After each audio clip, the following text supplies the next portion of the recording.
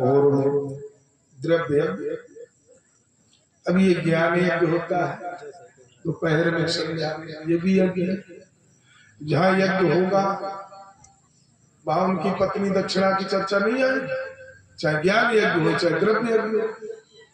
यही तो लड़ाई चल रही है, तीसरा दिन हो गया कि हम आए से दक्षिणा देते हैं,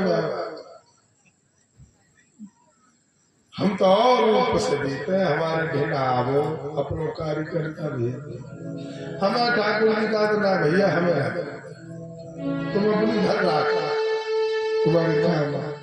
यज्ञ भगवान की पत्नी का नाम दक्षिणा है। प्रसूति का विवाह दक्ष प्रजापति के साथ 27 कन्याएं चंद्रमा को भी आई। इनके 100 पुत्र जो हैं वो हो गए बाबा जी। किसने कर दिए? नारद जी। नारद जी ने नारद जी ने पूछा, अच्छा बच्चों ये बताओ दोनों ओर बहने वाली नदी का नाम क्या है? बालक बोले हमें नहीं मालूम, आप बता दो। नारद जी ने कहा गुरु बनाना पड़ेगा कि बना लिया, आप बता दो दोनों ओर बहने वाली नदी का। नारद जी ने कहा दोनों ओर बहने वाली नदी का नाम है माया। जबकि नदी एक ओर से चलती एक ओर बहती, लेकिन माया दोनों ओर बहने वाली नदी का नाम है। माया का जीता जागता चलता फिरता स्वरूप है स्त्री। स्त्री है माया का जीता जागता स्वरूप, स्त्री ही तो है। और उसमें मान लो जो धन चल अचल दो प्रकार की, अचल में धन मान लो, चल में स्त्री मान लो। अब किसी माया को आप देख लो, जीवन दाता भी है और जीवन की लेने वाली माया। जन्म देती है कौन? स्त्री जन्म देती है, जन्मदाता है स्त्री। लेकिन संहार करता भी स्त्री है। रावण जैसे योद्धाओं का संहार का कौन हेतु बना? स्त्री। बैठ जाओ, कहीं बैठ जाओ, कहां पीछे जा रहे हैं?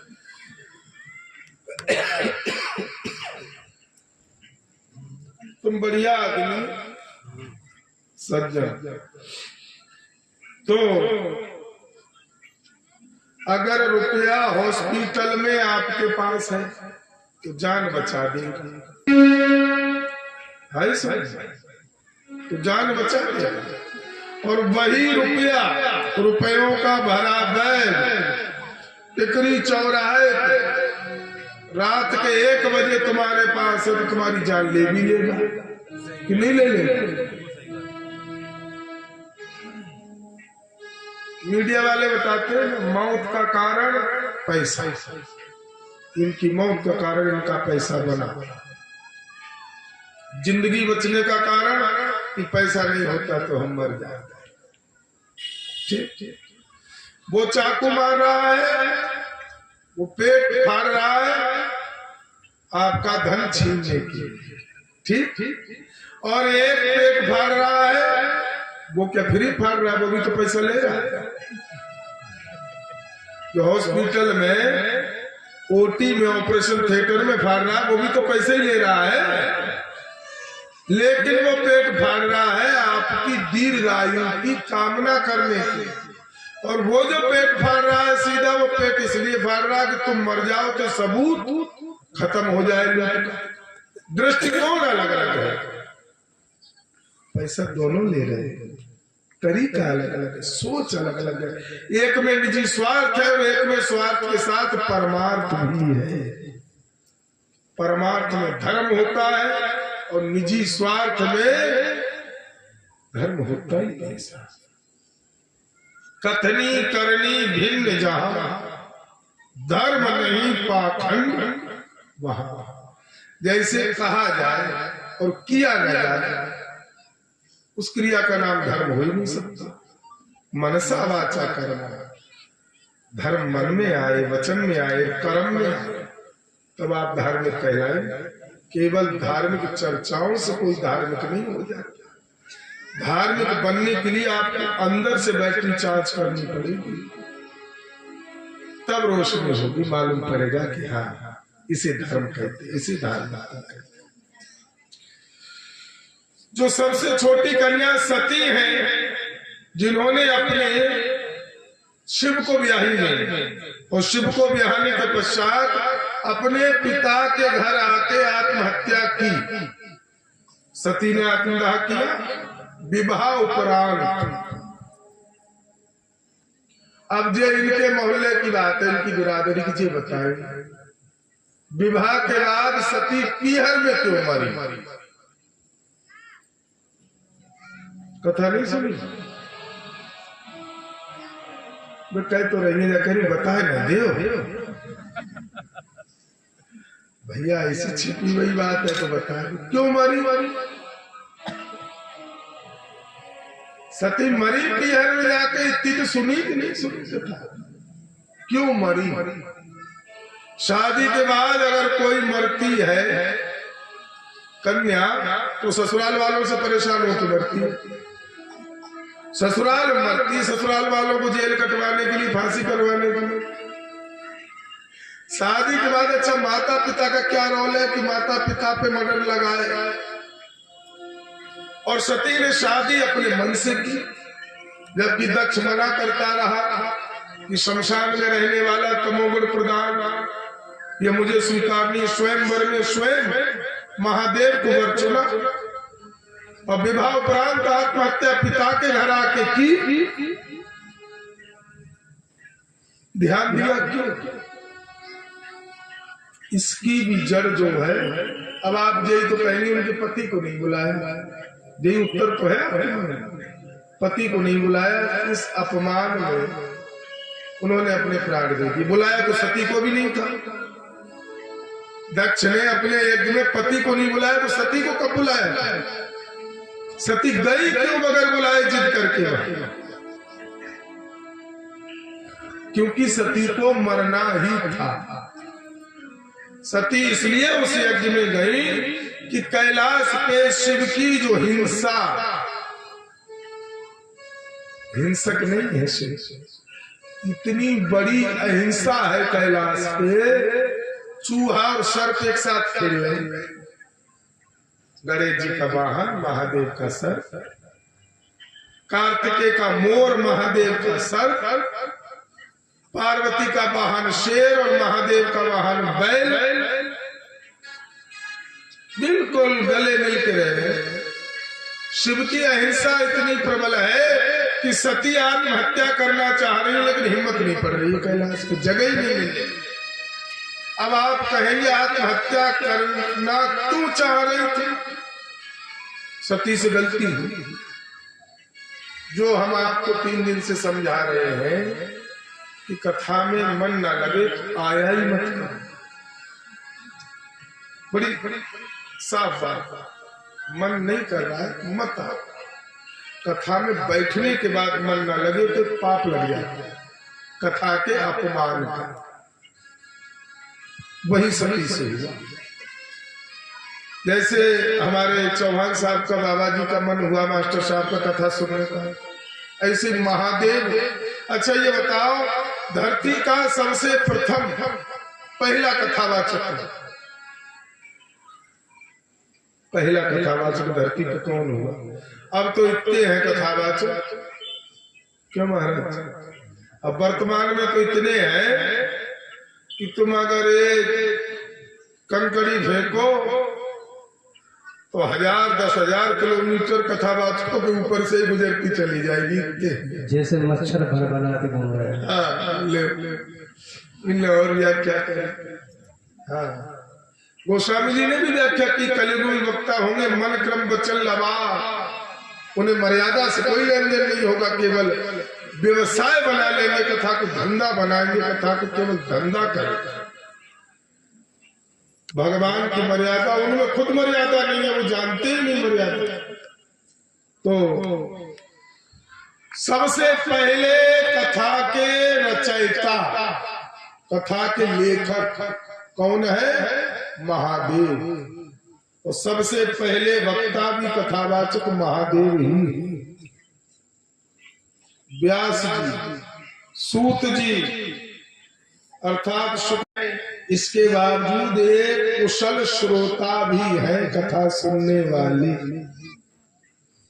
उनके मन में जब आता है कथा सुनने का वालों को प्राप्त होती, उन आशीर्वादों के लिए कथा का श्रोता बनना ही पड़ेगा।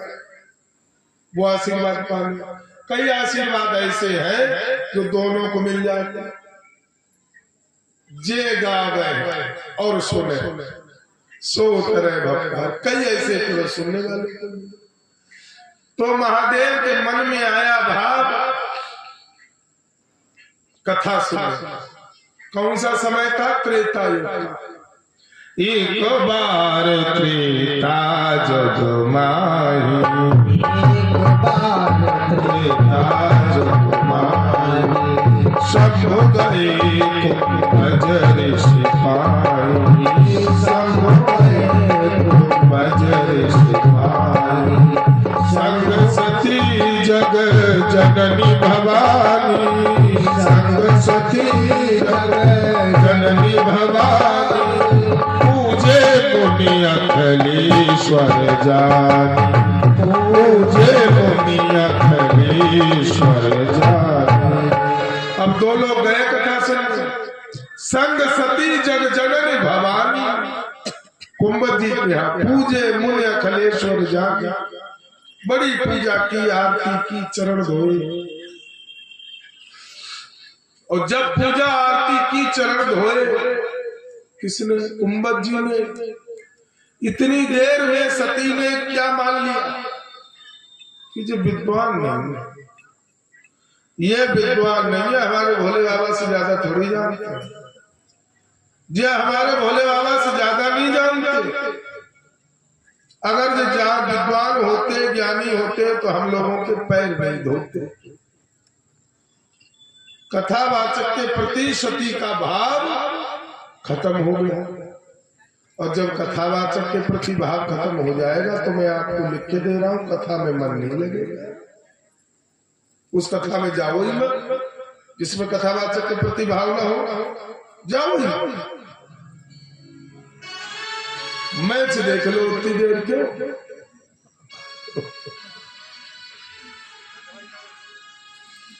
तो कहने का अर्थ सती का भाव नहीं बना कुंभ जी को।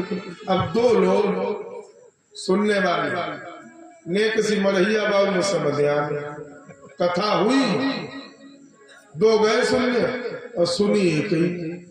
अब तुम ये कहोगे कि तुम क्या वहां थे? वहां जो थे उनका अनुभव है। राम कथा मुनिवरज बखानी, और सुनी महेश परम सुखमान। सती का नाम ही नहीं आया सुनने, क्योंकि सती ने सुनी हो तो नाम आया। सुनी महेश परम सुखमान, राम कथा मुनिवरज बखानी। अकेले महादेव ने सुनी, सती ने सुनी। कथा विराम। भोलेनाथ ने कहा कुंभ जी से चले। लेकिन जैसे ही महादेव चले, तुलसीदास जी को इतना गुस्सा आया, सती मैया उन्होंने स्पष्टीकरण कर दिया कि भगवान की कथा का जो अपमान करता है उसका स्तर गिर जाता है। जब कथा सुनने गई सती मैया, तब कौन सा स्तर था? संग सती जग जननी भवानी। अब कथा नहीं सुनी, मन नहीं लगा तो क्या रह गई? मुनि सलविदा मागी त्रिपुरारी, चले भुवन ले दक्ष कुमारी। सलविदा मागी त्रिपुरारी, चले भुवन ले दक्ष कुमारी मनीषर केवल दक्ष कुमारी। अब यहाँ दक्ष का टाइटल क्यों आ गया कि दक्ष अहंकारी है? तो कहा तुलसीदास जी ने, अब तुम जगत जननी अन्य मेरी नजर में नहीं रही, तुम अपने घमंडी बाप की घमंडी बेटी रह गए।